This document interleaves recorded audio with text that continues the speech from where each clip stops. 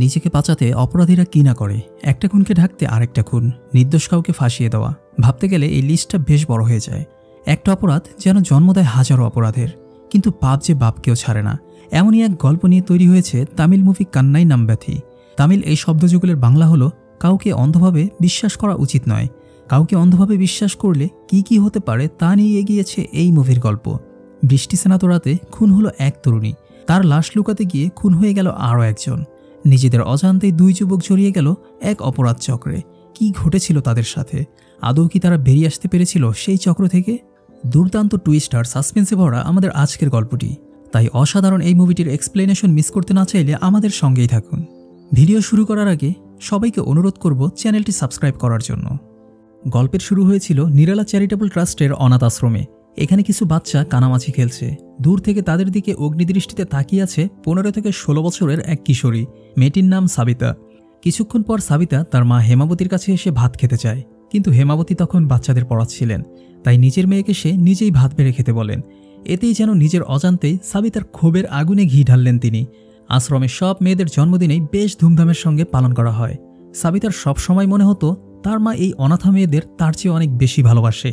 রাগে হিংসায় পাগল হয়ে যায় সে। অনাথালয়ের এক পিচ্চির জন্মদিনের দিন সাবিতার ধৈর্যের বাঁধ ভেঙে যায়। সে জন্মদিনের কেকে ইঁদুর মারার বিষ মিশিয়ে দেয়। সেই কেক খেয়ে সব বাচ্চা অসুস্থ হয়ে গেলে তাদের হসপিটালে নিয়ে যাওয়া হয়। ডাক্তার সেখানে একটা বাচ্চাকে ছাড়া বাকি সবাইকেই বাঁচাতে সক্ষম হয়েছিল। বাসায় এসে হেমাবতী মন খারাপ করে বসেছিলেন। হঠাৎ তিনি মেঝেতে ইঁদুর মারা বিষের একটা প্যাকেট পড়ে থাকতে দেখেন। এতে তিনি বুঝে যান তার মেয়ে এই কাজ করেছে। হেমাবতী তখন সাবিতাকে ধরে ঝাঁটাপেটা করতে থাকে। মায়ের হাতের মার খেয়ে সে তার সব অপরাধ স্বীকার করে নেয়। হেমাবতী পুলিশে ফোন করেন। তিনি সাবিতার ব্যাপারে কিছু বলার আগেই সাবিতা লাঠি দিয়ে তার মাথায় জোরে বাড়ি মারে। হেমাবতী সেখানেই মারা যান। মায়ের খুনের অপরাধে পুলিশ এসে সাবিতাকে ধরে নিয়ে যায়।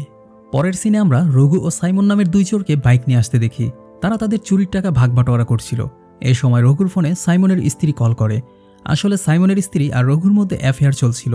এবারে টাকা পাওয়ার পর রঘু সাইমনের বউয়ের সাথে অন্য কোথাও সেটেল হওয়ার প্ল্যান করেছিল।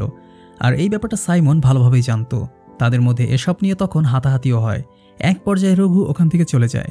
তাকে যেতে দেখে সাইমন পেছন থেকে গুলি চালায়। গুলি চালানোর পরই সাইমন বেশ হতবাক হয়ে যায়। বিস্ময়ে তার চোখ কোটর থেকে যেন বের হয়ে আসছিল। সিন শিফট হয়। এবার আমরা অরুণ ও জগন নামের দুই বন্ধুকে বাইকে চেপে বাসা খুঁজতে দেখি। ব্যাচেলরদের জন্য বাসা খোঁজা যে কি এক ঝামেলার কাজ তা তো কম বেশি সবাই জানি। তার উপর যদি শর্ট নোটিশে বাসা খুঁজতে হয় তাহলে তো কোনো কথাই নেই। নানা কারণ দেখিয়ে একের পর এক বাড়ির মালিক তাদের প্রস্তাব রিজেক্ট করে দিচ্ছিল। এরই মধ্যে অরুণের গার্লফ্রেন্ড দিব্যা তার বাবাকে লুকিয়ে লুকিয়ে অরুণকে ফোন করে। অরুণ বাসা খুঁজে পেয়েছে কিনা জানতে চায়। অরুণ অনেক চেষ্টা করেও বাসা খুঁজে পাচ্ছিল না। অরুণ এবার বেশ ক্ষিপ্ত হয়ে জগনকে বলে, তুই এই শহরের ছেলে হয়েও আমাকে একটা বাসা খুঁজে দিতে পারছিস না? কেমন বন্ধু তুই? জগন এবার জান প্রাণ দিয়ে চেষ্টা করে ফাইনালি একটা বাসা খুঁজে পায়। সে বাসায় আগে থেকেই একজন থাকতো, তাই অরুণকে শেয়ারে বাসা নেওয়ার প্রস্তাব দেয়। অরুণের যেহেতু আর্জেন্টলি বাসার দরকার ছিল, তাই সে কোনো কিছু চেক না করেই বাসা ভাড়া নিয়ে নেয়। অরুণ এবার তার জিনিসপত্র আনতে দিব্যাদের বাসায় যায়। দিব্যার বাবা অরুণকে প্রতারক বলে অনেক বকাঝকা করে, কেননা অরুণ তার মায়ের সাথে থাকার কথা বলেও প্রায় 2.5 মাস পরেও তার মাকে আনেনি। যাই হোক, অরুণ তার জিনিসপত্র সমেত নতুন বাসায় শিফট করে। রাতের বেলা অরুণের রুমমেট সমু তাকে দুষ্টপানি খাওয়ার জন্য ডাকতে আসে। অরুণ জানিয়ে দেয় সে এইসব নেশাপানি করে না। তবে সে তার রুমমেটকে সঙ্গে দেওয়ার জন্য তার সঙ্গে বাড়ি গিয়েছিল। সেখানে জগনও ছিল। বারে আসতেই জগন অরুণকে ফাজলামো করে বলে, বাহ, আমি এতদিন বলেও তোকে মদ খাওয়াতে পারলাম না, আর তুই নতুন বন্ধুর এক কথাতেই রাজি হয়ে গেলি। তারা টেবিলে বসতে না বসতেই অরুণের ফোনে দিব্যার কল আসে। অরুণ কথা বলতে বাইরে চলে যায়। আর জগন তখন সমুকে অরুণ ও দিব্যার প্রেম কাহিনী শোনাতে শুরু করে। এখান থেকেই কাহিনী ফ্ল্যাশব্যাকে চলে যায়। অরুণ একদিন পার্কে বসে কানে হেডফোন গুঁজে দিয়ে ফানি ভিডিও দেখে খুব জোরে জোরে হাসছিল। মাঝপথে একটা ছোট বাচ্চা মেয়ে এসে তাকে থামিয়ে দিয়ে বলে, আঙ্কেল, আপনি খুব জোরে জোরে হাসছেন। অরুণ এবার তার সজ্ঞানে ফিরে আসে। সে দেখে কয়েক জোড়া চোখ তার দিকে অদ্ভুত দৃষ্টিতে তাকিয়ে আছে। এখানেই অরুণ প্রথমবারের মতো দিব্যাকে দেখে। একমাত্র দিব্যাই সেদিন অরুণকে দেখে হাসছিল। সে দিব্যাকে গিয়ে বলে, আমি আসলে ফানি ক্লিপ দেখে হাসছিলাম। পরদিন অরুণ আবারও পার্কে যায়। দিব্যাকে ইমপ্রেস করার জন্য সে এক পিচ্চিকে হাসানোর চেষ্টা করছিল। দিব্যাও ইমপ্রেস হওয়ার ভান করে অরুণের দিকে তাকিয়ে হাসে। একসময় এটা তার রোজগার রুটিনে পরিণত হয়ে যায়। অরুণ একদিন বাড়ি খুঁজতে খুঁজতে দিব্যাদের বাড়ির সামনে গিয়েই হাজির হয়। তবে দিব্যার বাবা আবার সব বাড়িওয়ালাদের মতোই ব্যাচেলর ছেলেপেলেকে বাসা ভাড়া দেন না। তখন দিব্যা অরুণকে ইশারা দিয়ে বুঝিয়ে দিচ্ছিল যে কি বলে তার বাবাকে রাজি করাতে হবে। এরপরই অরুণ বলে, আঙ্কেল, আমি এখানে একা থাকবো না, মাকে নিয়ে থাকবো। মা তো দেশে থাকে, তাই ছুটি পেলেই দেশে গিয়ে মাকে নিয়ে আসবো। মায়ের কথা শুনে দিব্যার বাবা তখন বাসা ভাড়া দিতে রাজি হয়ে যায়। এরপর তাদের দুজনের মধ্যে কেমিস্ট্রি বাড়তে থাকে। ধীরে ধীরে তারা আরও কাছাকাছি চলে আসে। এরই মধ্যে একদিন খবর আসে যে দিব্যার এক আত্মীয় মারা গেছে। দিব্যার বাবাকে তাই শেষকৃত্যের অনুষ্ঠানে যোগ দেওয়ার জন্য ভেল্লোর পৌঁছাতে হবে। সে চলে যাবার পর দিব্যা বাসায় একা থাকবে, এজন্য সে যাবার আগেই দিব্যাকে বলে যায় রাতের বেলা প্রতিবেশীর বাসায় ঘুমাতে। এটা বলেই সে ভেল্লোর যাবার উদ্দেশ্যে বাসা থেকে বেরিয়ে পড়ে। আর এই সুযোগে দিব্যা আর অরুণ চুটিয়ে প্রেম করতে থাকে। রাতে বাড়ি ফেরার পথে তারা এক প্রতিবেশীর সামনে পড়ে যায়। এই প্রতিবেশীর আবার অরুণের ওপর ভীষণ রাগ ছিল। আসলে একদিন ওই লোক অরুণের কাছে লিফট চাইল, অরুণ তাকে লিফট দেয়নি, তাই সে এবার দিব্যার বাবাকে সব কিছুই বলে দেয়। এটা ছিল অরুণের ওপর তার প্রতিশোধ। দিব্যার বাবা ফিরে এসে রেগে মেগে অরুণকে বাসা থেকে বের হয়ে যেতে বলে। সোমু এসব কথা শুনে বলে, ও আচ্ছা, এখন বুঝতে পারলাম সে কেন এত তড়িঘড়ি করে বাসা খুঁজছিল। রাতে অরুণ রাস্তায় দাঁড়িয়ে দিব্যার সঙ্গে ফোনে কথা বলছিল। দিব্যাকে বাড়ি আসার কথা বলতে দিব্যা বলে, তুমি মদ খাচ্ছ এ কথা যেন কখনোই শুনতে না হয়। এ সময় অরুণের সামনে একটা গাড়ি অ্যাক্সিডেন্ট হয়। সে দিব্যাকে সে কথা বলেই কলটা কেটে দেয়। অরুণ দেখে সামনে একটা গাড়ি ডিভাইডারের সঙ্গে ধাক্কা খেয়েছে। অরুণ গাড়ির কাছে গিয়ে দেখে একজন মহিলা গাড়ি চালাচ্ছিল। অরুণ তাকে হাসপাতালে নিয়ে যাওয়ার প্রস্তাব দিল, তিনি নাকচ করে দেন। গাড়ি চালু করতেই তিনি আবারও ডিভাইডারের সঙ্গে গিয়ে ধাক্কা খান। এবার অরুণ মহিলাটিকে সাহায্য করতে একটা ক্যাব বুক করতে চায়, কিন্তু অনেক রাত হয়ে যাওয়ায় কোনো ক্যাবওয়ালাই বুকিং নিচ্ছিল না। এই সময় সেই মহিলাটি অরুণকে অনুরোধ করে বলে, প্লিজ আপনি যদি কিছু মনে না করে থাকেন তাহলে আমাকে একটু বাড়িতে দিয়ে আসেন। আমি আসলে খুবই নার্ভাস হয়ে আছি, তাই ঠিকভাবে গাড়ি চালাতে পারছি না। অরুণ প্রথমে কিছুটা ইতস্তত করলেও শেষ পর্যন্ত মহিলাটিকে বাড়ি পৌঁছে দিতে রাজি হয়। মাঝ রাস্তায় দিব্যা অরুণকে ফোন করে। অরুণ তখন জানায় সে এক মহিলাকে বাড়ি পৌঁছে দিতে এসেছে। এটা শুনে দিব্যা অনেক রেগে যায় আর ফোনটা কেটে দেয়। এদিকে মহিলাটি অরুণের এই করুণ দশা দেখে বারবার তাকে সরি বলতে থাকে। অরুণ প্রসঙ্গ পাল্টাতে তাকে তার কাজের ব্যাপারে জিজ্ঞাসা করে। তিনি জানান তিনি নিরালা চ্যারিটেবল ট্রাস্ট নামের একটি এনজিও চালান। এরই মধ্যে মহিলাটির বাড়ির সামনে তারা চলে আসে। সেই মুহূর্তে বাইরে প্রচুর বৃষ্টি হচ্ছিল, এজন্য মহিলাটি অরুণকে তার গাড়ি নিয়ে চলে যেতে বলে। আর এও জানান পরের দিন ফেরত দিলেই চলবে। অরুণ প্রথমে রাজি না হলেও মহিলার জোরাজুরিতে শেষ পর্যন্ত রাজি হয়ে যায়। সেখান থেকে অরুণ গাড়ি নিয়ে বাড়ি আসে। তারপর জগন ও সুমুকে গাড়িতে তুলে নেয়। ওই মহিলার সঙ্গে রাত কাটানোর এত বড় সুযোগ হাতছাড়া করায় তারা অরুণকে অনেক খোঁচাতে থাকে। ইয়ার্কি ফাজলামি করতে করতে অরুণরা বাড়িতে চলে আসে। বাড়ি এসে অরুণ নিজের রুমে গিয়ে ঘুমিয়ে পড়ে। অন্য ঘরে সমুর ঘুম আসছিল না, তাই সে বারবার তার গার্লফ্রেন্ড ভাসুকে কল করতে থাকে, কিন্তু ভাসু বারবার করেই কল কেটে দিচ্ছিল। সমু এবার চুপি চুপি অরুণের ঘরে এসে গাড়ির চাবিটা বের করে নেয়। এরপর গাড়িতে করে ভাসুর বাসার সামনে যায়। গেইটে তালা দেখে সমু অনেক হতাশ হয়ে যায়। এবার সে গাড়ির ভেতরে ওই মহিলার কিছু কাগজপত্র খুঁজে পায়। মহিলাটির নাম ছিল কবিতা। সমু কবিতার ছবি দেখে কিছু একটা ভাবে আর গাড়ি চালিয়ে সোজা পৌঁছে যায় কবিতার বাড়ির সামনে। বিস্ময়করভাবে কবিতার বাড়ির দরজাগুলো তখন খোলা ছিল। সমু সন্তর্পণে কবিতার বেডরুমে চলে আসে। সেই সময় কবিতা বসে বসে কিছু একটা ভাবছিলেন। হঠাৎ রুমে সমুকে দেখে কবিতা যার পর নাই বিস্মিত হন। মূলত সমু এখানে এসেছিল কবিতার সঙ্গে খারাপ কিছু করার উদ্দেশ্যে। তখন কবিতা ও সমুর মধ্যে প্রচণ্ড ধস্তাধস্তি হয়। এক পর্যায়ে সমু কবিতাকে মেরে ফেলে। অনাকাঙ্ক্ষিত এই ঘটনায় সমু হতভম্ব হয়ে যায়। তারপর সে কবিতার লাশ গাড়ির ডিকিতে রেখে দেয়। এরপর গাড়ি এবং চাবি যথাস্থানে রেখে রুমে গিয়ে ঘুমিয়ে পড়ে। আসলে আগের দিন অরুণের বাইকটা বারের বাইরে রাখা ছিল। অরুণ পরের দিন সকালে সমুকে তার বাইকটা বার থেকে আনতে বলে। আর এরই মধ্যে অরুণ গিয়ে কবিতার গাড়িটা ফেরত দিয়ে আসতে চাচ্ছিল, কিন্তু সমু খুব ব্যস্ততা দেখিয়ে বিষয়টা এড়িয়ে যায়। অরুণ ডিকিতে কবিতার লাশ দেখে দৌড়ে আসে সমুর কাছে। সমু কিন্তু এই সব কিছুই লুকিয়ে লুকিয়ে জানালা দিয়ে দেখছিল। অরুণ কাছে আসতেই সে এমন একটা ভান করে যেন সে অনেক ব্যস্ত। যাই হোক, অরুণ তাকে ডেকে নিয়ে কবিতার লাশ দেখায়। লাশ দেখে সমু অবাক হওয়ার ভান করে। বাড়ির বারান্দায় এসে সমু অরুণকে জিজ্ঞেস করে মেয়েটাকে। তখন অরুণ তাকে জানায়, আসলে আমি কালকে যাকে পৌঁছে দিয়েছিলাম এটাই সেই মেয়ে। সমু তখন অরুণকে জিজ্ঞাসা করে, তুমি কি এসব করেছো? তখন অরুণ বলে, না, আমি কিছু করিনি, আমি বরং পুলিশের কাছে যাই, তাদের সব সত্য বলে দেব। কিন্তু সমু অরুণকে এই বলে বাধা দেয় যে পুলিশ অরুণের কোনো কথাই বিশ্বাস করবে না। তাছাড়া এই কেস বন্ধ করার জন্য পুলিশের এমনিতেই একটা বলির পাঠা দরকার, তুমি কেন নিজেকে সেই বলির পাঠা বানাতে চাচ্ছ? অরুণ তখন বলে, কিন্তু আমি যদি প্রমাণসহ পুলিশের কাছে যাই তাহলে তো তারা নিশ্চয়ই আমাকে আর সন্দেহ করবে না। আমি আসার সময় দেখেছিলাম কবিতার বাড়ির সামনে সিসিটিভি ক্যামেরা আছে। ওই ক্যামেরার ফুটেজ দেখতে পারলে আমরা আসল খুনিকে খুঁজে পাবো, বুঝতে পারবো আমি আসার পর কে বা কারা কবিতার বাড়িতে এসেছিল। যেই ভাবা সেই কাজ। অরুণ প্রথমে ইলেকট্রিকের দোকানে গিয়ে একটা ক্যামেরা জ্যামার কিনে নেয়। দোকানের লোকটা তখন তার এক সাথীকে ফোন করে বলে, এইমাত্র একটা মা স্টোভ গিলেছে, তুই এদের পিছনে, হয়তো কপালে ভালো কিছু লেগে যেতে পারে। অরুণরা রাতের বেলা কবিতাদের বাড়ির সামনে গিয়ে পৌঁছায় আর সেই জ্যামার দিয়ে সিসিটিভি ক্যামেরাটি অফ করে দেয়। এরপর অরুণ সিসিটিভি ক্যামেরার ফুটেজ চেক করতে বাড়ির ভেতরে চলে যায় আর সমু গাড়িতে বসেই তার জন্য অপেক্ষা করতে থাকে। এ সময় এক কুকুর লাশের গন্ধ পেয়ে ঘেউ ঘেউ করতে থাকে। সমু উপায়ন্ত না দেখে গাড়ি চালিয়ে এগিয়ে যায়। এদিকে অরুণ আগের দিনের কোনো ফুটেজেই পাচ্ছিলেন না, কেননা কেউ একজন আগেই সেই হার্ড ডিস্ক সরিয়ে ফেলেছে। হতাশ হয়ে অরুণ বাড়ি থেকে বের হয়ে আসে। এদিকে গাড়ি নিয়ে কিছুটা এগিয়ে যেতেই সমু ভুল করে একটি লোককে ধাক্কা দেয়। ওখানেই লোকটার মৃত্যু হয়ে যায়। এরই মধ্যে অরুণ বাড়ি থেকে বেরিয়ে আসে। তাদের সব গতিবিধি ক্যামেরায় ধারণ করছিল সেই ইলেকট্রিক দোকানের ছেলের বন্ধুটি। সামনে থেকে একটা বাইক আসতে দেখে অরুণ আর সমু মিলে ছেলেটির গাড়িতেই তার লাশ ঢুকিয়ে রাখে। বাইকওয়ালা এগিয়ে এসে তাদের জিজ্ঞেস করে এখানে কোনো অ্যাক্সিডেন্ট হয়েছে কিনা। তখন সমু এবং অরুণ ভান করে যেন তাদের দুজনের গাড়ির ছোটখাটো অ্যাক্সিডেন্ট হয়েছে। বাইকওয়ালা লোকটা সেখান থেকে চলে যাওয়ার পর অরুণরা অন্য গাড়িটির পেছনের দরজা খুলে দেখতে পায় সেখানে আহত অবস্থায় একটি মেয়ে পড়ে আছে। আর এই মেয়েটির নাম ছিল অর্পণা। অর্পণার সাথে কথা বলে জানা যায় অনেকদিন ধরেই এক পুলিশের ছেলে তাকে ফলো করত। অর্পণা ভেবেছিল হয়তো আজও ছেলেটা তাকে ফলো করেই চলে যাবে, কিন্তু সে আসলে ভুল ছিল। ছেলেটা প্রথমে তার গাড়ি দিয়ে অর্পণার স্কুটিতে ইচ্ছে করেই ধাক্কা দেয়। অর্পণা রাস্তায় পড়ে যেতেই তাকে জোর করে গাড়িতে তুলে নেয়। এরপর সে একটা জায়গায় গাড়ি দাঁড় করিয়ে অর্পণাকে ধর্ষণ করার চেষ্টা করতে থাকে। অর্পণা তখন আত্মরক্ষার জন্য ওই ছেলেটিকে লাথি মারে। ঠিক সেই সময় সমুর গাড়ি এসে ছেলেটিকে ধাক্কা দেয়। সব শুনে অরুণরা অর্পণাকে সাহায্য করার সিদ্ধান্ত নেয়।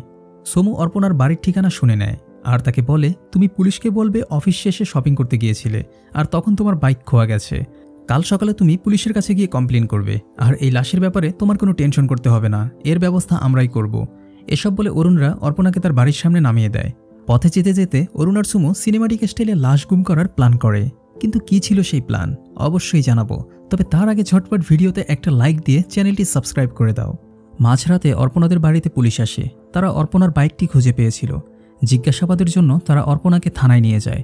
অর্পণা সেখানে সমুর শিখিয়ে দেওয়া বয়ানেই দেয়, কিন্তু যে বাইক চুরি করেছিল তার বন্ধু অর্পণাকে কিডন্যাপ করার পুরো ঘটনাটাই দেখেছিল। সে পুলিশকে সব সত্যি বলে দেয়।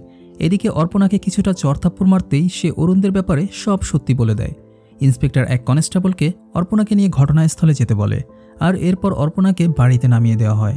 পরের সিনে আমরা অরুণ ও সমুকে একটা ব্রিজের ওপর দাঁড়িয়ে থাকতে দেখি। তারা বড় গাড়ি খুঁজছিল, কিন্তু ব্রিজের নিচ দিয়ে তাদের পছন্দসই কোনো গাড়ি যাচ্ছিল না। কিছুক্ষণ পর সমু ব্রিজের নিচ দিয়ে একটা ট্রাক যেতে দেখে। সে অরুণকে ডেকে কবিতার লাশ বের করতে বলে। তারা লাশ এনে ব্রিজের রেলিংয়ের ওপর রাখে, কিন্তু শেষ মুহূর্তে ট্রাকটা অন্যদিকে চলে যেতে থাকে। তারা ওই অবস্থায় অন্য গাড়ির জন্য অপেক্ষা করছিল, কিন্তু এরই মধ্যে তারা সেখানে একটা গাড়িকে এগিয়ে আসতে দেখে। গাড়িতে রং বেরঙের আলো দেখে তারা ভেবেছিল ওটা হয়তো পুলিশের গাড়ি। এই ভেবে তারা ঝটপট লাশটা মাটিতে ফেলে দেয়, কিন্তু তারা দেখে ওটা আসলে একটা অটো ছিল। অটোওয়ালা ভেবেছিল ওরা হয়তো এত রাতে শরীরচর্চা করতে এখানে এসেছিল, তাই সে তাদেরকে পতিতাদের সঙ্গে সময় কাটানোর অফার দেয়। তখন সমু বলে আমি একজন ফিল্ম ডিরেক্টর আর শুটিংয়ের লোকেশন খোঁজার জন্যই এখানে এসেছি, এই বলে সে অটোওয়ালাকে ভাগিয়ে দেয়। এরপর তারা নিচে তাকিয়ে লাশটিকে আর কোথাও খুঁজে পায় না। তারা অবাক হয়ে যায় এই সময়ের মধ্যে লাশটা কোথায় গায়েব হয়ে গেল। এদিকে পুলিশ ইন্সপেক্টর যখন বাড়ি যাচ্ছিলেন তখন কনস্টেবল তাকে ফোন করে জানায় কুমারান ব্রিজ থেকে লাফ দিয়ে এক ছেলে আত্মহত্যা করেছে। বাড়ি যাওয়ার সময় নতুন কেস আসায় ইন্সপেক্টর বেশ বিরক্তই হন। অন্যদিকে অরুণ ও সমু গাড়ি নিয়ে ব্রিজের নিচে এসে লাশ খুঁজতে থাকে, কিন্তু আতিপাতি করে খুঁজেও লাশের কোনো হদিস তারা পায় না। তখন তারা কুমারান ব্রিজের নিচে গিয়ে পরিস্থিতি দেখে আসার সিদ্ধান্ত নেয়। আসলে কবিতার লাশ ফেলার আগে তারা কুমারান ব্রিজ থেকে সেই ছেলেটির লাশ ফেলেছিল, আর সেই মুহূর্তে সেখান দিয়ে যাওয়া এক ট্রাকের সঙ্গে ধাক্কা লেগে ছেলেটির লাশ নিচে পড়ে যায়। এখন পুলিশ এই ঘটনাকে সুইসাইড ভাবছে কিনা সেটা বোঝার জন্যই তারা ঘটনাস্থলের দিকে আগাতে থাকে। ইন্সপেক্টর ঘটনাস্থলে এসে পৌঁছান। লাশটা আসলে ছিল তার ছেলের। ছেলের লাশ দেখে তিনি কাঁদতে কাঁদতে মাটিতে বসে পড়েন। এ সময় সেখানে অরুণরা আসে। অরুণ দেখে ইন্সপেক্টর আর কেউ নন, তিনি আসলে দিব্যার সেই চাচা, মানে সমু ভুল করে দিব্যার ভাইকে মেরে ফেলেছে। এদিকে দিব্যার চাচার অর্পণার দেওয়া সেই বয়ানের কথাগুলো মনে পড়ে যায়, আর তিনি বুঝে যান আসলে তার ছেলেকে দুজন লোক মিলে খুন করেছে। এবার তিনি আবারও অর্পণাকে পুলিশ স্টেশনে তুলে আনার নির্দেশ দেন। একথা শুনে সমু অরুণকে বলে পুলিশের আগেই আমাদের অর্পণাকে তুলে আনতে হবে, তা না হলে আমরা কোনোভাবেই বাঁচতে পারবো না। এরপর অরুণ আর সমু গাড়ি চালিয়ে অর্পণার বাড়ির দিকেই আসছিল। এরই মধ্যে অন্য কেউ এসে অর্পণাকে কিডন্যাপ করে নিয়ে যায়। অরুণ আর সমু অর্পণাদের বাড়ির সামনে এসে দেখে পুলিশ তাদের আগেই সেখানে চলে এসেছে, আর অর্পণার মা তার মেয়ের কিডন্যাপিংয়ের ঘটনা সবাইকে খুলে বলছে। পরিস্থিতি বেগতিক দেখে অরুণরা সেখান থেকে চলে যেতে লাগে। তখনই এক পুলিশ তাদের গাড়ি থামাতে বললে তারা অনেক ভয় পেয়ে যায় আর দ্রুত গাড়ি চালিয়ে সেখান থেকে বেরিয়ে যায়। পুলিশ তাদের গাড়ির নাম্বার নোট করে রাখে। কনস্টেবল দিব্যার চাচাকে ফোন করে অর্পণার কিডন্যাপিং আর অরুণদের গাড়ি সম্পর্কে জানায়। আসলে কনস্টেবল অরুণদের চেহারা দেখতে না পেলেও গাড়িতে যে দুজন পুরুষ বসে আছে তা তিনি বুঝতে পেরেছিলেন। দিব্যার চাচা গাড়ির নম্বর থেকে মালিকের ঠিকানা বের করতে বলে। অরুণ পুলিশের সামনে পড়ায় বেশ ঘাবড়ে গিয়েছিল। সমু তাকে বুঝিয়ে শুনিয়ে শান্ত করে এবং কবিতার গাড়ি আবার তার বাড়িতে রেখে সব ঘটনা ভুলে যেতে বলে। তারা আসার সময় গাড়ি থেকে সব আঙুলের ছাপ মুছে ফেলেছিল। কিছুক্ষণ পরেই পুলিশ কবিতার বাড়িতে আসে। তারা কবিতার গাড়ির ডিকিতেই তার লাশ খুঁজে পায়। এদিকে অরুণরা একটা অটো ধরে বাড়িতে চলে আসে। পরদিন তারা নিউজ পেপারগুলোতে চোখ বুলাচ্ছিল। নিউজ পেপারে কিছু না ছাপলেও টিভিতে সবকিছুই দেখাচ্ছিল। এসব দেখে অরুণ ঘাবড়ে গেল। সমু তাকে বারবার করে বলে, কাল রাতের সেই 2 ছেলে যে আমরাই তা তো আর কেউ জানে না, সুতরাং আমাদের কোনো ভয় নেই। অরুণ একদিন দিব্যার সঙ্গে দেখা করে আর তাকে এই সব ঘটনাই খুলে বলে। সবকিছু শুনে দিব্যা বলে, আমি তোমাকে বিশ্বাস করলেও তোমার রুমমেটকে বিশ্বাস করি না, আর তোমার উচিত আঙ্কেলকে সবকিছু খুলে বলা। আমি তোমার পক্ষে তার সঙ্গে কথা বলবো। অরুণ বলে, উনি তোমার আঙ্কেল হওয়ার আগে সে একজন পুলিশ, তাই সহজে আমার কথা বিশ্বাস করবে না। এরপর অরুণ আর সমু চা খেতে বাইরে আসে। এ সময় তাদের হোয়াটসঅ্যাপে কেউ একজন 2টো ভিডিও সেন্ড করে। ভিডিওগুলোতে দেখা যায় অরুণ আর সমুকে লাশগুলো ব্রিজের ওপর থেকে নিচে ফেলতে। একটু পরেই তাদের ফোনে একটা কল আসে। ব্ল্যাকমেলার মেয়েটি তাদের কাছে 25 লক্ষ টাকা দাবি করে, তা না হলে সে সব প্রমাণ ফাঁস করে দেবে। রাগে সমু তখন কল কেটে দেয়। তারা বাইক নিয়ে কোথাও যাচ্ছিল। ঠিক সেই সময় মেয়েটি তাদেরকে আবারও ভিডিও কল দেয়, আর এইবার মেয়েটি পুলিশ স্টেশনের সামনে দাঁড়িয়েছিল। সে হুমকি দেয় রাত 10টার মধ্যে টাকা দিতে না পারলে সে এই সব প্রমাণ পুলিশের কাছে দিয়ে দেবে। সমু তখন রেগে গেল। অরুণ মেয়েটাকে কিছুটা সময় দিতে বলে। মেয়েটা রাজি হয় না, তারপর কল কেটে দেয়। এবার অরুণ সেই ভিডিওটা বারবার করে দেখতে থাকে। সে খেয়াল করে কবিতাকে ব্রিজের ওপর থেকে ফেলার পর ওই ভিডিওতে তাকে আর নিচে পড়তে দেখা যায়নি। অর্থাৎ ব্ল্যাকমেলার কোনো না কোনোভাবেই কবিতার লাশ তার ডিকিতে রাখার সঙ্গে জড়িত। সম্ভবত খুনটা সেই করেছে, হয়তোবা আমাদের ফাঁসানোর জন্যই ভিডিওটা এডিট করা হয়েছে। আমাদের উচিত আশপাশের সিসিটিভি ক্যামেরার ফুটেজগুলো ভালো করে চেক করে দেখা। তখন অরুণ আর সমু ঘটনাস্থলের আশপাশের সকল দোকানে যায় এবং তাদের বাইক হারানোর মিথ্যা গল্প শুনিয়ে সিসিটিভি ফুটেজ চেক করতে থাকে। একটা ভিডিওতে দেখা যায় কবিতার লাশ নিচে পড়ার সময় এক গাড়ির সঙ্গে ধাক্কা খায়, আর গাড়ির মালিক গাড়ি থেকে বেরিয়ে কবিতার লাশ গাড়ির ডিকিতে পড়ে সেখান থেকে সরে পড়ে। অরুণরা গাড়ির নাম্বার থেকে ঠিকানা বের করে ফেলে। গাড়ির মালিকের নাম ইলাম হারান, সে একটা ফার্মা কোম্পানি চালায়। সমু মারানের বাড়ির কাজের মহিলাকে টাকা দিয়ে তার নাম্বার জোগাড় করে নেয়। এবার অরুণরা মারানের অফিসের নিচে দাঁড়িয়ে তার ফোনে সেদিন রাতের সেই ভিডিওটা পাঠায়। মারান ভিডিওটা দেখে বেশ ঘাবড়ে যায়। এ সময় সমু আর অরুণ কিছুটা দূরে গিয়েই মারানকে কল করে। মারানকে ভয় দেখিয়ে তারা আসল ঘটনা জানতে চায়। মারান বলে, সে যখন রাতের বেলা বাড়ি ফিরছিল তখন হঠাৎ করেই মেয়েটি তার গাড়ির সামনে এসে পড়ে। সে লাশটা গাড়ির ডিকিতে রেখে সেখানেই লুকিয়েছিল, কারণ মারান ভেবেছিল যে বা যারা লাশটা ফেলেছে তারা অবশ্যই খুঁজতে আসবে। হয়েছিল ঠিক তাই। যখন অরুণ আর সমু গাড়ির বাইরে লাশ খুঁজছিল তখন মারান তাদের দেখে ফেলে, আর চুপিসারে কবিতার লাশ ওই গাড়ির ডিকিতে রেখে আসে। সমু সব শোনার পর মারানের কাছে 30 লাখ টাকা দাবি করে। মারান তখন বলে, আমি পুলিশকে সব জানিয়ে দেব। তখন সমু বলে, পুলিশ তোমার কথাটা বিশ্বাস করবে নাকি আমাদের হাতে থাকা ভিডিওতে বিশ্বাস করবে? আর একবার যদি নিজের কোম্পানির রেপুটেশন নিচে নেমে যায় তাহলে তোমার অবস্থাটা কোথায় দাঁড়াবে একটু চিন্তা করো। আর এসব কথা শুনেই মারান শেষ পর্যন্ত রাজি হয়ে যায় টাকাটা দেওয়ার জন্য। মারান এবার সাইমন নামের এক গুন্ডাকে ফোন করে অরুণরা যখন টাকা নিতে যাবে তখন থেকেই তাদের উপর নজর রাখতে বলে। অরুণ আর সমু ভেবেছিল আসল খুনির খোঁজ না পেলেও অন্তত টাকা দিয়ে ব্ল্যাকমেলারকে শান্ত করা যাবে। রাতের বেলা শুনশান এক মোড়ে অরুণরা একটা ডাস্টবিন রেখে আসে। কিছুক্ষণ পর এক মাতাল এসে সেই ডাস্টবিন উঠিয়ে নিয়ে যাওয়ার চেষ্টা করলে অরুণরা তাকে বাধা দেয়। তখন তারা দেখে এটা সেই অটোওয়ালা, যার কারণে তারা কবিতার লাশ তাড়াহুড়ো করে নিচে ফেলেছিল। কিছু টাকা দিয়ে তারা সেই অটোওয়ালাকে ভাগিয়ে দেয়। এদিকে ব্ল্যাকমেলার তাদেরকে ফোন করে ক্রমাগত হুমকি দিয়ে যাচ্ছিল। কিছুক্ষণ পর মারান সেই ডাস্টবিনে টাকার বান্ডেল রেখে যায়। অরুণরা ডাস্টবিনের কাছাকাছি যেতেই একটা মাইক্রোবাস এসে ডাস্টবিনের সামনে এসে দাঁড়ায়, আর টাকা সমেত ডাস্টবিন হাওয়া হয়ে যায়। অরুণরা দেখে বাইকে থাকা 2 ছেলে মিলে ডাস্টবিন চুরি করেছে। অরুণরাও বাইক নিয়ে তাদের পিছু নেয়। তখন সেই গুন্ডা সাইমন সমুর মাথায় ডাস্টবিন ছুঁড়ে মারে, ফলে তারা ব্যালেন্স হারিয়ে মাটিতে পড়ে যায়। সাইমন মারানকে ফোন করে বলে অরুণরা তাদের কাছ থেকে টাকা কেড়ে নিয়ে গেছে। আসলে টাকা তো সাইমনের কাছেই ছিল, কিন্তু সে মিথ্যে বলে টাকাগুলো মেরে দিল। এদিকে সমু আবার মারানকে ফোন করে টাকা চায়, কেননা মারানই এই লোকগুলো লাগিয়েছিল তাদের পেছনে। মারান জানিয়ে দেয় সে আর কোনো টাকা দিতে পারবে না। সে অরুণদের বলে, নিজেদের টাকা যদি তোমরা নিজেরাই রক্ষা করতে না পারো সেই দায়ভার কে নেবে? মারান কল কাটার পরে আসলেই বুঝতে পারে সাইমন তার টাকা নিয়ে ভেগেছে, তাই সে সাইমনকে কল করে, কিন্তু ততক্ষণে সাইমন তার ফোন সুইচ অফ করে দিয়েছিল। এদিকে অরুণ আর সমু পড়ে যায় মহাবিপদে। একে তারা ব্ল্যাকমেলারকে টাকা দেবে বলে প্রতিশ্রুতি দিয়েছিল, দ্বিতীয়ত তাদের হাতে টাকা আসতে আসতেও এলো না। এখন তারা কিভাবে ব্ল্যাকমেলারের হাত থেকে বাঁচবে তাই বুঝতে পারছিল না। হঠাৎ অরুণের মাথায় একটা বুদ্ধি আসে। সে আর সমু ব্ল্যাকমেলারের বলা পার্কিং স্পেসে চলে আসে। সমুর কাঁধে ছিল একটা খালি ব্যাগ। ব্ল্যাকমেলার মেয়েটা বন্দুক হাতে গাড়ি থেকে বের হয়ে আসে। অরুণ তার দিকে ব্যাগ এগিয়ে দিলে সে ব্যাগের চেইন খুলতে বলে। অরুণ চেইন খুলতে গিয়ে মেয়েটার হাত থেকে বন্দুকটা ফেলে দেয়। সমু বন্দুক পেয়ে যায়, কিন্তু ব্ল্যাকমেলারের দিকে তাক করার বদলে অরুণের দিকে তাক করে। হঠাৎ সমুর এমন পরিবর্তন দেখে অরুণ অবাক হয়ে যায়। আসলে সমুর পাশে থাকা মেয়েটি হচ্ছে তার গার্লফ্রেন্ড ভাসু। ভাসু অরুণকে মারার আগে সব সত্যিটা বলে দিতে বলে। সেদিন ভাসু কাজ শেষে তার ফোন চেক করে দেখতে পায় সমু তাকে অনেকবার কল করেছে। সে কল ব্যাক করলে সমু তাকে বলে, তুমি আমার ফোন ধরছিলে না, আমার কথা না শুনেই নাইট ক্লাবে গিয়েছিলে, তাই রাগে দুঃখে কবিতার বাড়িতে গিয়েছিলাম, আর তারপর ওই মেয়েটি আমার হাতে খুন হয়ে যায়। ভাসু বলে, ঠিক আছে, এটাই শেষবার, এরপর যেন এভাবে আর কোনো মেয়ের বাড়িতে যাওয়ার ঘটনা না শুনি। তুমি এক কাজ করো, এই খুনের দায় তোমার রুমমেটের উপর চাপিয়ে দাও, কারণ সেই তো মেয়েটিকে সাহায্য করেছিল এবং গাড়ির চাবিও তার কাছে ছিল, তাই পুলিশ তাকেই সন্দেহ করবে, তোমাকে নয়। ভাসুর কথা মতো সমু কবিতার লাশ গাড়ির ডিকিতে রেখে দেয়। এরপর গাড়ি ও চাবি যথাস্থানে রেখে সে নিশ্চিন্তে তার রুমে গিয়ে শুয়ে পড়ে। এর কিছুক্ষণ পরেই তার মনে পড়ে যায় কবিতার বাসায় থাকা সিসিটিভি ক্যামেরার কথা। তাই সে আবারও সেখানে যায় চেক করার জন্য, আর সেখানে গিয়ে দেখতে পায় আসলে ক্যামেরার কোনো হার্ড ডিস্কই সেখানে নেই। এটা দেখার পর সে কিছুটা চিন্তামুক্ত হয়, আর এই জন্যই সে ওই দিন অরুণকে সাহায্য করেছিল। এমনকি সমুর নির্দেশে সেদিন ভাসুই কিডন্যাপ করেছিল অর্পণাকে। পরদিন যখন অরুণ দিব্যার সঙ্গে দেখা করতে যায়, তখন সেই স্পাই লোকটা এসে সমুর সঙ্গে দেখা করে। সে তার কাছে থাকা সমস্ত প্রমাণ সমুকে দেখায় আর তাকে ব্ল্যাকমেইল করে। সে সমুর কাছে অনেকগুলো টাকা দাবি করে। ভাসু আর সমু তখন লোকটিকে জানায় এই মুহূর্তে তাদের কাছে একটা টাকাও নেই, তবে তাদের মাথায় দারুণ একটা আইডিয়া আছে।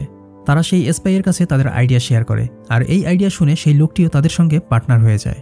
এরপর থেকে এই প্রমাণগুলোকে কাজে লাগিয়ে সমু আর ভাসু দুজনে মিলে অরুণকে ব্ল্যাকমেইল করতে শুরু করে। সমু জানতো অরুণের কাছেও টাকা নেই, কিন্তু মানুষ চাপে পড়লে অনেক কিছুই করে ফেলতে পারে। তেমনিভাবে তারা অরুণকে দিয়েও যা খুশি তাই করিয়ে নিতে চাচ্ছিল। এসব কথা শুনে অরুণ বলে, আসলে তোর মতো একটা কালপিটকে বিশ্বাস করাটাই আমার ভুল ছিল। ভাসু বলে, এত কথা না বাড়িয়ে ওকে গুলি করে দাও। সমু যখনই তাকে মারতে যাবে তখনই অরুণ তার পেছনে থাকা একটা ফায়ার এক্সটিংগুইশার সমুর দিকে ছুড়ে মারে। ফলে সমুর হাত থেকে বন্দুকটি পড়ে যায়। অরুণ সেই বন্দুকটি কুড়িয়ে পেয়েছিল, কিন্তু তার আগেই সমু ফায়ার এক্সটিংগুইশার ওপেন করে অরুণের মুখের ওপর ধোঁয়া ছাড়ে, আর এই সুযোগে তারা দুজন সেখান থেকে পালিয়ে যায়। এরপর অরুণ দিব্যাকে ফোন করে পুরো ঘটনাটাই জানিয়ে দেয়। দিব্যা জানতে পারে এই সব কিছুর মূলে রয়েছে সমু, তাই সে তার আঙ্কেলকে সবকিছু বলে দেয়। পুলিশ সমুর নাম্বার ট্রেস করতে শুরু করে দেয়। এদিকে অরুণ চলে যায় ইলামারানের বাড়িতে, কেননা সে জানতো সমুর পরবর্তী টার্গেট হচ্ছে মারান। ঝোপের আড়ালে দাঁড়িয়ে সে মারানের বাড়ি থেকে কবিতাকে বেরিয়ে আসতে দেখে, আর এটা দেখে সে তার নিজের চোখকেই বিশ্বাস করতে পারছিল না। তারা সেখান থেকে নিরালা চ্যারিটেবল ট্রাস্টের আশ্রমে চলে যায়। অরুণও তাদের ফলো করে সেখানে যায়। সে আড়াল থেকে দেখতে পায় আশ্রমের সব মেয়েদের অজ্ঞান করে কোথাও নিয়ে যাওয়া হচ্ছিল। এই সময় অরুণও তাদের পিছু নেয়। মেয়েদেরকে একটা নির্জন বাড়িতে আনা হয়। এরপর কবিতা তাদের একজনের ওপর অপারেশন শুরু করে। অরুণ বাহির থেকে লুকিয়ে এই সব কিছুই ভিডিও করছিল। এই সময় দিব্যার আঙ্কেল অরুণের নাম্বারে ফোন করে। সেই মুহূর্তে অরুণ কলটা কেটে দেওয়ায় সে অরুণের নাম্বারের লোকেশনও ট্রেস করতে থাকে। এদিকে ফোনের সাউন্ড শুনতে পেয়ে মারান বাইরে বেরিয়ে আসে চেক করার জন্য।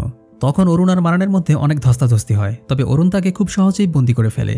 এর কিছুক্ষণ পরেই কবিতা পেছন থেকে এসে অরুণের মাথায় বন্দুক তাক করে।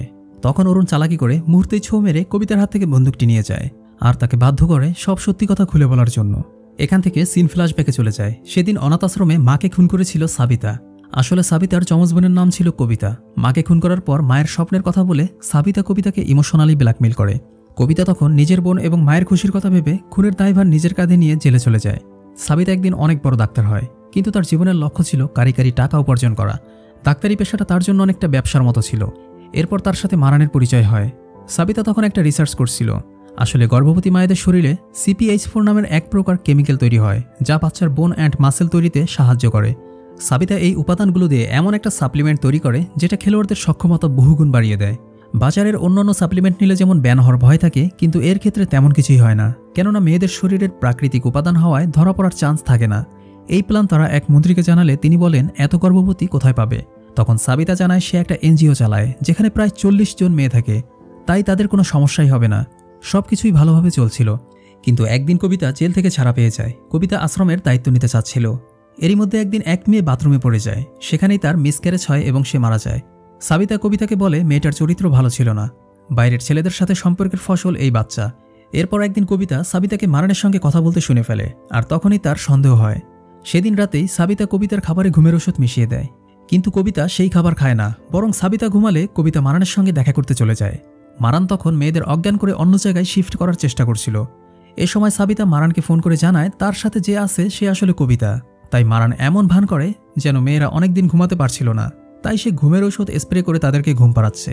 তবে এতে কবিতার মনের সন্দেহ দূর হয়নি। বাড়ি ফেরার পথে কবিতার সঙ্গে অরুণের দেখা হয়, আর এজন্যই সেদিন কবিতাকে অনেক ডিপ্রেসড দেখাচ্ছিল। অরুণ চলে যাওয়ার পর কবিতা সাবিতাকে সবকিছু নিয়ে প্রশ্ন করতে থাকে। সে বলে, দেখ সাবিতা, তোকে শেষবারের মতো বলে দিচ্ছি, মেয়েদের যদি এবার কোনো ক্ষতি হয় তাহলে তোকে অবশ্যই জেলে যেতে হবে। কবিতার মুখে এই কথা শুনে সাবিতা ভীষণ রেগে যায়, আর রাগের বর্ষবতী হয়েই সেই কবিতাকে খুন করে। সাবিতা এবার মারানকে ফোন করে সবকিছু জানিয়ে দেয়, আর তাকে দ্রুত বাসায় আসতে বলে। সেই মুহূর্তে সাবিতা মারানের জন্য অপেক্ষা করছিল। তখনই সমু সেখানে চলে আসে আর সাবিতাকে ধর্ষণ করার চেষ্টা করে। আসলে তখন চর খেয়ে সাবিতা শুধুমাত্র অজ্ঞানই হয়েছিল, মারা যায়নি। জ্ঞান ফিরলে সাবিতা নিজেকে একটা গাড়ির ডেকিতে আবিষ্কার করে। সে মারানকে ফোন করে তার লোকেশন জানিয়ে দেয়, আর সেখানে কবিতার লাশ নিয়ে আসতে বলে। সঙ্গে সকল প্রমাণও মুছে ফেলতে বলে। তখন মারান এসে সাবিতাকে গাড়ির ডিকি থেকে বের করে আর তার জায়গায় কবিতার লাশ রেখে তারা দুজন সেখান থেকে চলে যায়। আসল ঘটনা বলা শেষ হতেই সেখানে সোমু আর ভাসু আসে। তারা সবকিছুই শুনছিল। এবার তারা মারানের কাছে 10 কোটি টাকা দাবি করে। মারান এতে রাজি হয়, তবে শর্ত একটাই, অরুণকে খুন করতে হবে। সোমু গুলি চালাতেই যাচ্ছিল, তখন দিব্যার আঙ্কেল এসে সোমুর হাতে গুলি করে। সোমু ও দিব্যার আঙ্কেলের মধ্যে তখন প্রচণ্ড হাতাহাতি হয়।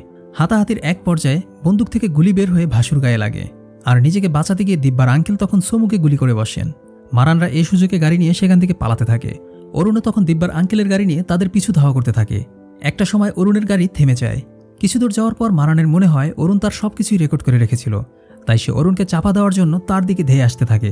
ঠিক এই সময় যেন কোথা থেকে আচমকা একটা গুলি এসে তাদের গাড়িতে লাগে। ফলস্বরূপ তারা নিয়ন্ত্রণ হারিয়ে ভয়াবহ অ্যাক্সিডেন্ট করে। এই অ্যাক্সিডেন্টে মারান ও সাবিতার মৃত্যু হয়। আর এই গুলিটা কিন্তু চালিয়েছিল সাইমন রঘুর উদ্দেশ্যে, যা আমরা মুভির শুরুতেই দেখেছিলাম। এরপর দিব্যার আঙ্কেল অরুণকে এই সব কিছু ভুলে স্বাভাবিক জীবনে ফিরে যেতে বলেন। কিছুদিন পর দিব্যা অরুণকে বাড়িতে ডাকে। তখন দিব্যাদের বাড়ির গেটে কেউ একজন অরুণকে একটা ফোন গিফট করে। অরুণ দেখে সেদিনের ঘটনা কেউ একজন রেকর্ড করেছে। আসলে সেদিন রাতে মারানদের কার অ্যাক্সিডেন্ট হওয়ার পরও তারা বেঁচেছিল। মারান বাঁচার জন্য অরুণের কাছে কাকুতি মিনতি করেছিল। ঠিক এ সময় মারানের ফোনে মন্ত্রী ফোন করে। মন্ত্রী জানায় তার অধীনে থাকা কলেজগুলোতেও মেয়েদের প্রেগনেন্ট করে তারা এই ঔষধ তৈরি করবে। একথা শুনে মেয়েদের জীবন বাঁচাতে অরুণ ইচ্ছে করেই সেই গাড়িতে আগুন লাগিয়ে দেয়। মারান ও সাবিতা তখন ঘটনাস্থলেই পুড়ে মারা যায়। ভিডিও দেখার পরে অরুণের হাতে থাকা সেই ফোনে একটা কল আসে। ওপাশ থেকে একটা লোক বলে, আমি ট্যাক্সি ড্রাইভার ভরত বলছি, তুমি যা করেছো খুব ভালো করেছো, তাই এই ঘটনা আর কেউ জানবে না। এখানে এই মুভির গল্পটি শেষ হয়ে যায়। বন্ধুরা, এই মুভিটির IMDb রেটিং 5.8। আপনাদের কাছে মুভিটা কেমন লেগেছে? অরুণ মারানদের হত্যা করে কি সঠিক কাজ করেছে? আপনাদের কাছে কি মনে হয়? আমাদের কমেন্ট করে জানাতে ভুলবেন না যেন। আজ তাহলে এ পর্যন্তই। সবাই ভালো থাকুন, সুস্থ থাকুন। আল্লাহ হাফিজ।